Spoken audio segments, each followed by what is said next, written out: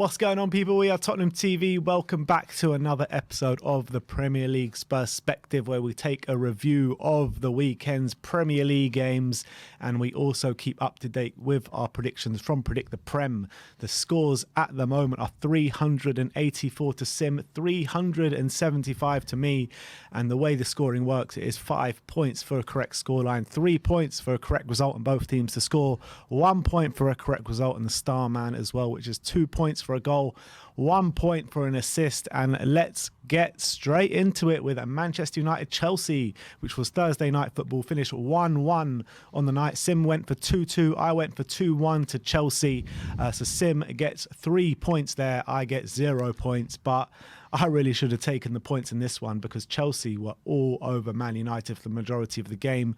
And then Man United pretty much with their only chance on goal get the equaliser, and Chelsea had no answer. Yeah, it was a bit of a weird one. Havertz missing a series of chances, De Gea keeping United in it.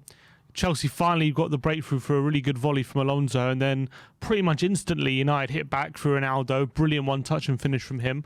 I thought we had another strong game, and then Chelsea. And then I think from then on, after that moment, it was a very drab game. I think United didn't go into this game with much intensity or energy. It was kind of like they were just there for the ride. Chelsea were there. It was almost too easy for them at times, wasn't it? And Gary Neville was just laying into them pretty much. Yeah, no, just like laying into United. But yeah, look, Chelsea couldn't get the second goal, and they'll probably pay for that. They did pay for it on their day. I don't think they'll pay for it in the season. But a draw, look, they're going to get third. I think it was two teams with seemed like the season was over for both teams already. It's that kind of game. Yeah, definitely. But anyway, Sim, you get 3 points, I get 0 points. Let's move on to the Saturday games. Newcastle against Liverpool at St James Park finished 1-0 to Liverpool. I went 3-1, Sim went 2-1, so we get a point each there. It was a game where Liverpool just couldn't really break down Newcastle. They were trying pretty much the whole game. Newcastle fairly rarely got into Liverpool's half, to be honest, for the majority of the game. But it wasn't like the easiest game for Liverpool to break Newcastle down, but they eventually did and ended up getting the 3 points. Yeah, it was a nice goal as well from Keita. Really good team goal, rounding the keeper and putting it in after good work from Jota. It was a game where Liverpool were always in control. Yeah. They never really seemed like they were going to concede. Even it was like one of those comfortable 1-0s where, although the scoreline was very close, I think Liverpool never seemed like they were going to give up that lead throughout the game. It was near to total domination, wasn't it? Yeah, and I can't remember too many chances, if any, Newcastle had throughout the game. Say Maximan was anonymous. They struggled to really get any chances, but they did defend well, and Liverpool did struggle to open them up a few times, but they did as well have a few openings through Diaz and Salah, which they probably should have done better with. But unfortunately for them, they weren't able to put them away. But look, they only needed the win. They maybe had one eye on the semi-final on midweek as well. A lot of big games coming up for Liverpool, and let's hope they're more lethargic against us on Saturday. It wasn't the greatest game of football, was it? But anyway, let's move on to Aston Villa against Norwich, which finished 2-0 to Aston Villa on the day. Sim went 3-0, I went 1-0. Aston Villa taking away my 5 points in the 93rd minute with a Danny Ings goal. I didn't see much of the game, but yeah, we did finish 2-0. Yeah, I wasn't watching it. It was, look, Norwich are now down, officially, mathematically relegated now, which was always coming, wasn't it? And this was the week to do it. Aston Villa, I always thought Aston Villa in this game would score at least a couple goals. I thought 3, but solid win. Villa kind of arresting their slide in terms of losses, and Norwich, sad to see them go, but that's it, they're down. Yeah, I don't think it's a surprise to anyone really. They've looked pretty much relegated. See you in 2023, probably. Exactly, you know what I mean. But they've basically looked like they're going down ever since the beginning of the season, really. Yeah, and I think now looking back at it, you know, I know they didn't have a great start under Farke, but Farke has done a great job there when he was there. You know, got them promoted twice, hasn't got the resources. You know, they keep coming up and having to play the same team pretty much as when they get promoted. And look, they sacked him, went for Dean Smith, didn't really help much, did it, in the end of the day. So maybe they should just have stuck with Farke. And now, who knows how Smith is going to be in the Championship. I don't think it's going to be as easy for them to come up with him as it was with Farke, in my opinion. And you can probably say the same for Watford as well. But we can talk about that in a bit. But let's move on to Southampton against Crystal Palace, which finished 2-1 to Palace on the day. I went 1-1. Sim went 3-1, so he gets 3 points. I get 0 points, but it was so close to being so different. Zaha scores the 92nd minute winner to give you the 3 points and take away the 5 points from me. Yeah, and they did just about get over the line in the end, Crystal Palace. They needed a good result after some, they lost the semi-final. They've had a few results since then, since beating Arsenal a few games ago. And I thought a result would come in this game, and it did. I think they're a better defensive side. Again, I didn't see much of this game. I was watching the Watford-Burnley game. Very solid win for Crystal Palace, to be fair. And Zaha back on the score sheet. Good win for them. It's not easy going away to Southampton and winning. So good win. Yeah, definitely. So it's like two teams pretty much nothing to play for, though. Completely meaningless game, to be honest, at this stage of the season. Battle for the top half, though. Yeah, battle for the top half, the intense battle for the top half. But let's go on to Watford against Burnley, a game that you did watch. Finished 2-1 to Burnley with a late comeback from Burnley. You went 1-1, I went 2-0, so I get a point in this one. But yeah, Watford took the lead, and then Burnley get 2 goals in the last 5 minutes or the last 10 minutes to give them 3 massive points in the relegation drop. Yeah, Watford played like it was do or die in this game, and it pretty much was, considering now that they've lost their 12 points behind with 4 games to go, so they're pretty much down. Mathematically, it's 1 more point, and then they're down. That Leeds, Burnley, or need to get, but they're not going to win 4 games in a row. Let's be honest. They're goners, and they did play like it was a last stand, and they went 1-0 up. And they were playing pretty well, I thought, throughout the game. They were unlucky not to go 2-0 up at some points, but Burnley dug in. They stuck in there. I didn't think they were particularly good, Burnley, throughout the game. But they got a goal from a corner late in the game, and then they went for a late charge right at the end and got the winner. And fair play to them, they needed that. Watford pretty much sends Watford down, but Watford will feel a bit annoyed that they couldn't at least get at least 1 more win. But that's 5 on the trot, and at this stage of the season, if you're getting those kind of results, you're going down. Let's be honest. So yeah, absolutely. They're and down. It's setting up a really exciting relegation race, isn't it? Really dragged Leeds back into it. Leeds are back in it. Everton obviously in it. Burnley are in it, and there's only 1 space available. So it's going to be interesting to see what happens from now until the end of the season. Aston Villa, I think, have got Burnley to play twice from now until the end of the season, so they're going to have a big say in the relegation drop. But who's your money on to go down? It's very, very tight. I don't know.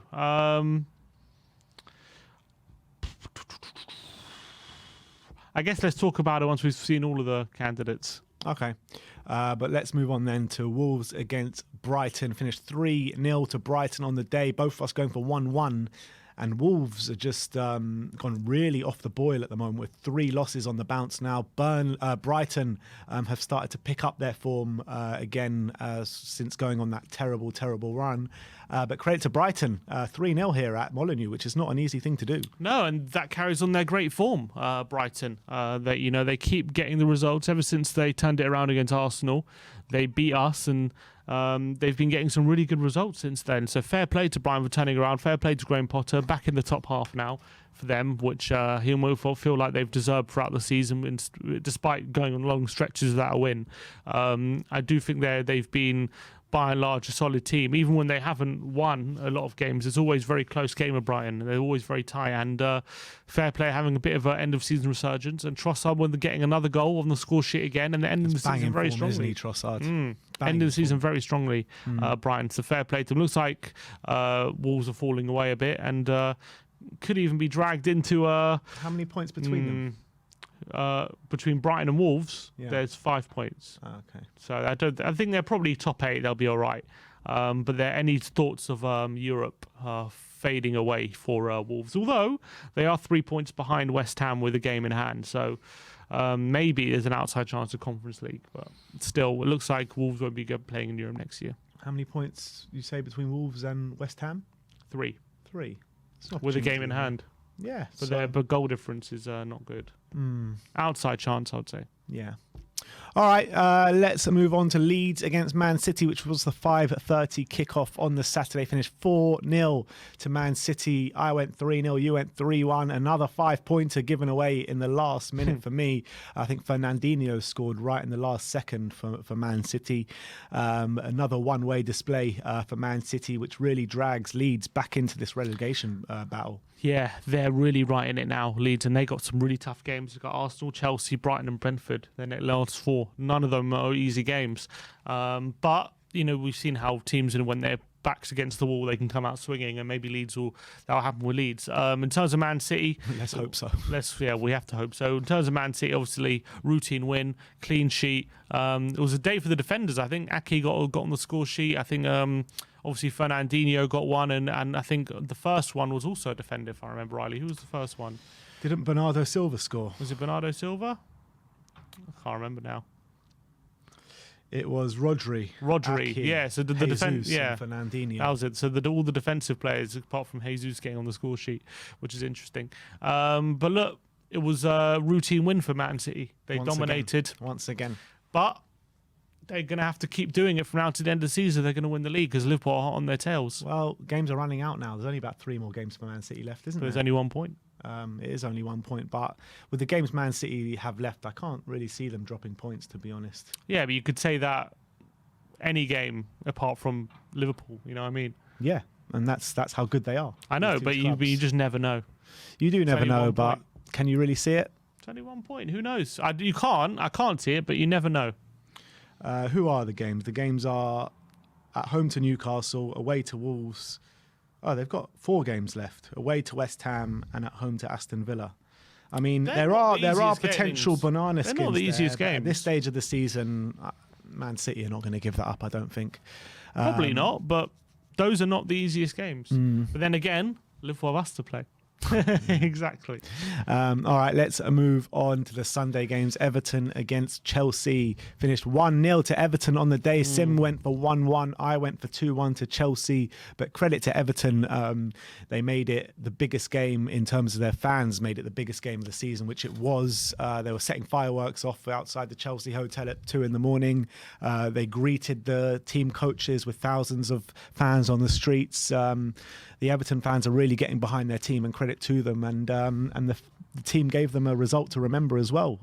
So brilliant stuff from Everton. Brilliant celebration from Richarlison as well, throwing the flare back in the stand. I thought that was funny. I think look, Everton. It was massive. They had to, after Burnley winning, they had to get all 3 points in that game, and also dragged another team in it like Leeds. And they fought for everything, Everton, and fair play to them. They've always, under Lampard at Goodison, they've always been decent, even when they haven't won. They've always it's always been fairly close games. So I think they're starting to get. I think Lampard as well is being less naive as he was earlier in the job.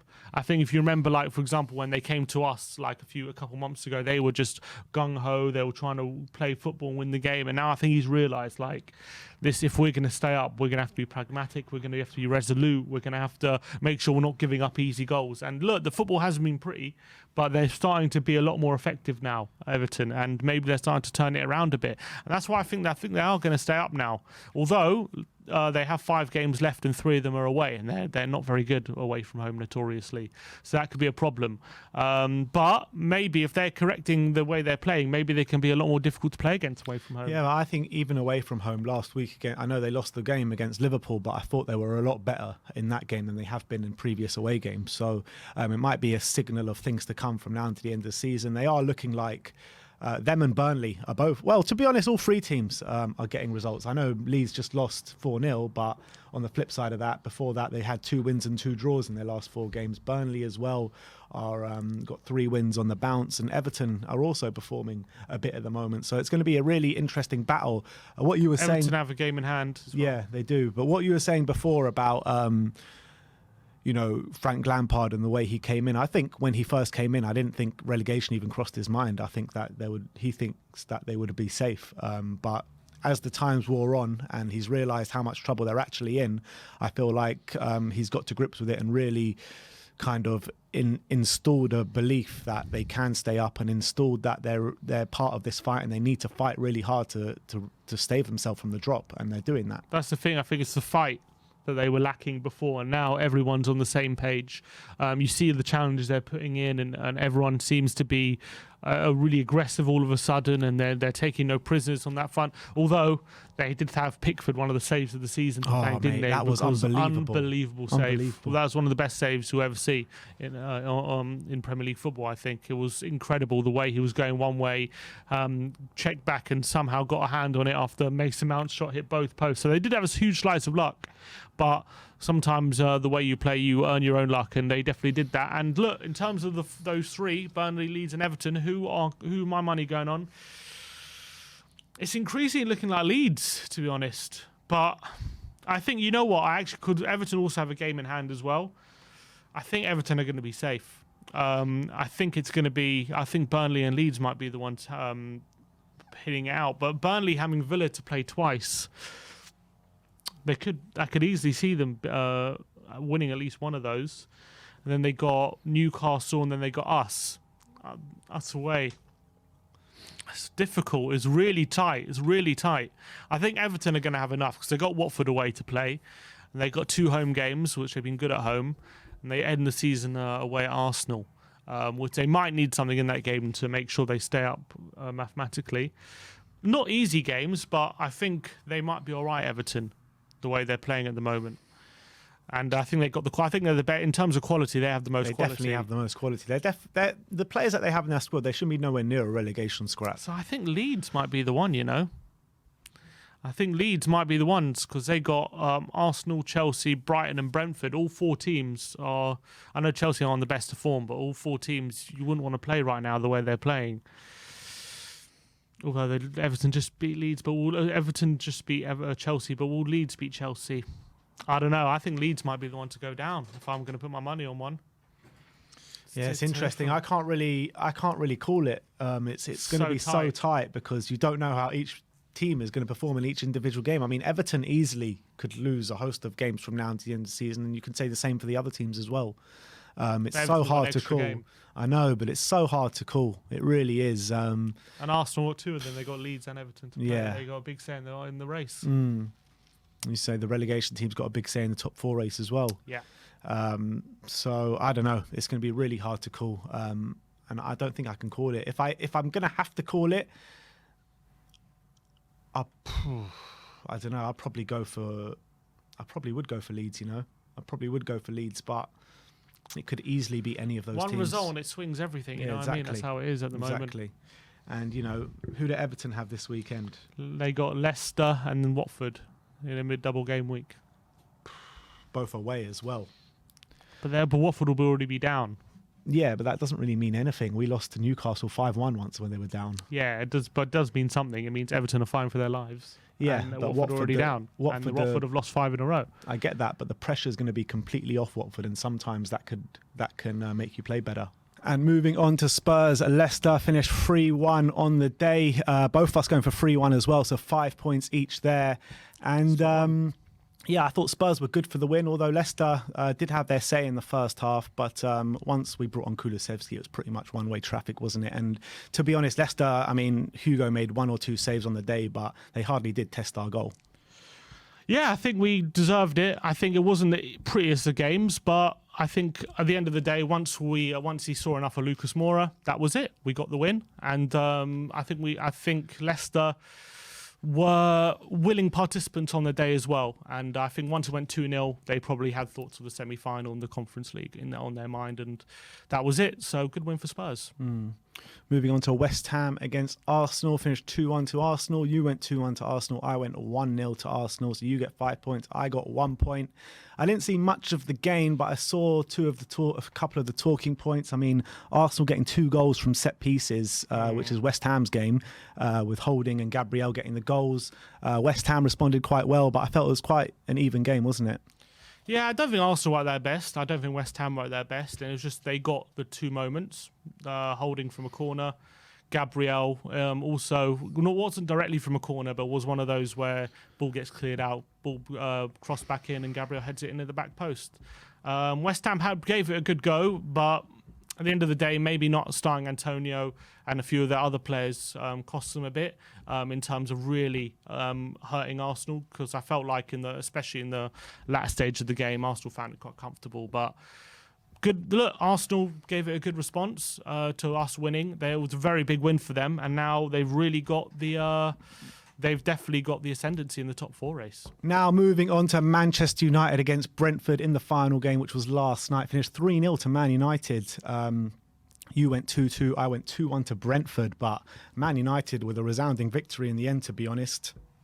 I didn't watch much of it, but I heard Christian Eriksen was on good form last night, but Man United ultimately getting the points and getting the 3 goals as well. It's actually a good result for Man U, seeing as the way they've been playing recently. Yeah, it should seal Europa League football for them for the next season, to be fair to them. It was one of those weird games where it was quite even in open play, but what Man United had the quality in their forward line. Brentford didn't quite have it. Eriksen was supplying some lovely passes, but Brentford players weren't able to finish it off. If you swap the strikers, it's probably a different result. But, Ronaldo gets another goal when he's now on, 15 for the season. So he's having a good season in front of goal in the end. And a good result for Man United. Yeah, and Brentford stuttering a bit of late. Now that's 2 games in a row, no goals, both with Christian Eriksen in the side as well. But yeah, they've got really nothing to play for, so it's not going to really make too much difference to them. They are safe home and hosed in the Premier League for next season again. So let's move on to the star men. Kai Havertz, for me, getting an assist in the Man United game, and he missed a host of chances as well that game, so definitely should have scored. But Harry Kane getting on the score sheet against Leicester, as he usually does.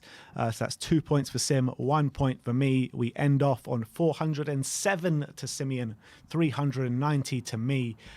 So I've fallen even further behind. So what that usually means is I'm going to have a big victory next weekend, but we'll see still about be that. Just behind. Yeah, exactly. But yeah, that is the end of the SPUR-SPECTIVE for this week. Let me know in the comments section below if you have any thoughts regarding any of the score predictions that we have made. Let me know who you think is going to come out on top by the end of the season. It looks as though Simeon is in the ascendancy now. He's the Arsenal in the race, and I'm the Tottenham in the race.